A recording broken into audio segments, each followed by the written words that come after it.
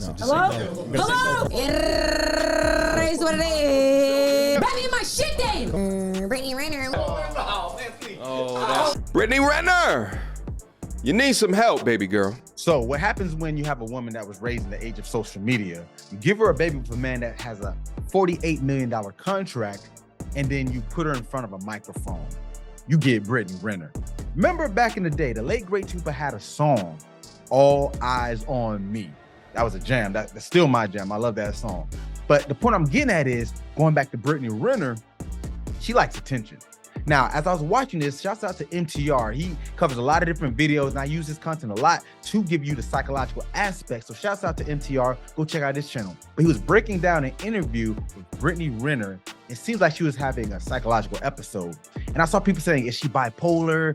She's having a crazy episode, manic panic attack. And I'm like, not quite. That looks like something else. Now, you may not be familiar with this disorder. It's not as popular as, say, the schizophrenia, the bipolar, or anxiety, depression, things of that nature. But I'm gonna talk about histrionic personality disorder. Now, if you don't know what that means, that's fine. Now, to give you some more insight on what histrionic personality disorder is, it can be categorized by the American Psychiatric Association, or the APA, as a personality disorder that's characterized by a pattern of excessive attention seeking, usually beginning in early adulthood, inappropriate seduction, excessive desire for approval.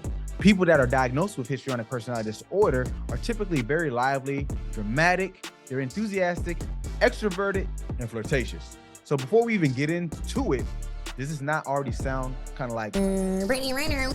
Now, when we talk about diagnosis, it's typically looking at a certain amount of symptoms that are presented. Now, that could be very subjective. And like I mentioned, this is not a clinical diagnosis that she has this, but let's see what the traits line up. Now, there's 8 different symptoms that you want to see when you're looking at histrionic personality disorder, and they need to meet 5 of the criteria. Now, the thing is, since this is subjective, we're going to have to make sense of it. So I want you to follow along with me, give a check when you think it is in line with what we see. I'm going to give you my perspective on it, but I want you to see what you think at home and leave your comments below, and maybe you have something better than what I said. Without further ado. So let's start off with the first one.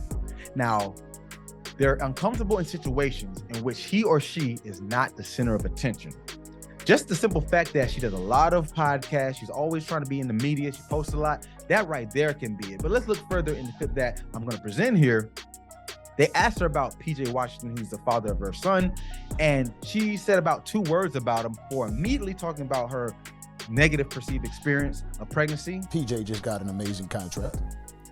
How does that make you feel as a woman knowing that's your baby father? What is your first view on that? Whatever that contract looks like, that's what it looks like. And I didn't have a child. You know, I had a 2nd degree tear. You know what that looks like? That's fine if she experienced pregnancy and it was hard. Obviously, I can't understand that, but she immediately took it away from the question about PJ Washington and made it about her. You can even see her looking uncomfortable, even messing around with a makeup brush, and it seemed that she was at unease when talking about it. Even MTR talked about himself that she took the conversation away from the main question asked. But if you pay attention to the psychology of what just happened, she completely deflected from the PJ Washington $50 million contract to making it about her. So you can see how she didn't feel good, one, not being the center of attention, and then she immediately had to bring it back to herself. And even in the sense of she was talking about the pregnancy, like I said, that's something I can't really talk on, but she took it even to an almost sexual way of talking about the pregnancy. Like she referred to her lady parts as something more vulgar than the clinical or medical definition of how to say those parts. So this leads into our next symptom. So follow along. What do you find on that one? I say yes, definitely a check on the first one. So the next one, interaction with others is often characterized by inappropriate, sexually seductive, or provocative behavior. And throughout this whole video that I saw on MTR's channel, she exemplified this tremendously, but there were some key points. So there's one particular part I noticed where Charleston White, who's also on this interview, he shook her hand, and I guess she gripped it very tightly, and she said, "Oh, you're pretty strong, you got a grip." And she kind of hinted at, "Oh yeah, I do got a good grip," like in a sexual tone. It was very blatant that she meant it sexually. Understand him? Yes, He ma'am. understand me, we want to understand each other. Damn that hand So strong. what's up? I'm just happy. Yeah, I got a good grip. Yeah, I see. Shit, you strong. Yeah, shit. I can tell you play sports. Ma'am. So she right there shows that something inappropriate, like You wouldn't typically do that with someone, one, you don't know that well, and two, you don't even have that kind of dynamic with them. And remember, this is being recorded for the world to see. Millions of eyes will and definitely have seen this at this point. So there's no regard of, once again, that attention being brought to you, and especially in a negative, or in this case, sexual light. So that alone can show that she likes that attention in a sexual way that may come off in the wrong dynamic, especially when it was in an interview. So I definitely give her a check for that. So that's 2 so far. Now let's go into the next one. She displays rapidly shifting and shallow expression of emotions. So this is very blatant as well. You can see her at one point, she's kind of just talking, giving her spiel on what she's talking about, then gets belligerent, starts yelling at heavyweight boxer Shannon Briggs, a guy who's about 6'4", 260 pounds, and she goes off on him. Then she kind of calms down again. There's another part where she's kind of being jokingly, and then she snaps and jokes again. So she's always shifting her emotions. Get Get it, champ. Back in my shit then. Come at the room, It guys. is what it is. Everybody cool, guys. Everybody cool. Brittany Renner, we fuck with her. She's not showing very much control in the moment about herself. So she definitely checks off this. And once again, saying shallow, meaning they're not very deep or sustained emotions. This is not something she really cares about. She just typically wants to exemplify said emotion, which is not good control, especially as an adult. That's a problem. When we're talking about disorders, this is a disclaimer that it's not her overall, what she is. But if you piece together all the interviews, you can see this behavior consistently, and getting to the point as she's doing this in a way where this does impede with day-to-day function. That's what it's really about. Everyone has moments when they might say something maybe inappropriate or out of line, but the point is, how much does it affect your day-to-day life, and how much does it hinder you from doing things you need to do? So she definitely gets a check for that one. So she consistently uses physical appearance to draw attention to herself. So the outfit she's wearing, people may say, oh, let her wear what she wants, fine. But we do have to be honest that there are outfits that are more revealing, or they show your body more, and they do demand attention. That's just what it is. And on this podcast itself, she's dressed in that kind of attention-seeking dress attire, and she made a career about her being like a model or IG model, whatever you want to call it, a vixen. So she definitely checks that box, using her physical appearance, her attractiveness, how she dresses to get attention. Let's be real. You don't get celebrities, you don't get ballers, you don't get a pro NBA player by dressing modestly a lot of the time. So you definitely check that. So the next one has a stylist speech that is excessively impressionistic and lacking in detail. So what this means is that when she talks, what she says doesn't really give full context or reasoning of what she's talking about. It's very shallow in what the depth of the conversation is, because there's an example that she's trying to say how she felt a certain type of way. You don't understand what I've been through. And she's trying to get this sympathy from people, or even empathy from people, but she didn't describe what she actually went through. At the end of the day, nobody knows what I went through. Nobody knows what I'm going through. If you really want people to feel where you're coming from, you gotta give the vulnerability. So if she wants people to open up or feel vulnerable or even pity her maybe, but she's not really giving them much to work with. And she probably could get that from a lot of people, because people like, pitying people for things like that, but she didn't say anything. So this is definitely a check for this, because that impressionistic, you're just saying, hey, this is what I feel, take it or leave it, no more to it. Definitely checks that off. The next one, shows self-dramatization, theatrically an exaggerated expression of emotion. Oh shit! For all of Is us. everybody fucking listening? no. That it's just about money. It's just whatever. It's the highest bidder.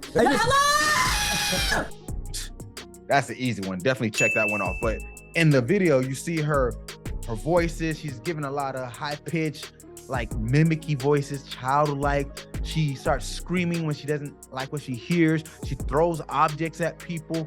She's yelling. She's being very belligerent, very violent in her speech or talk. And she even gets physical with it. So she definitely dramatizes and being over the top. Yes, if you got to make a point, cool, that's fine.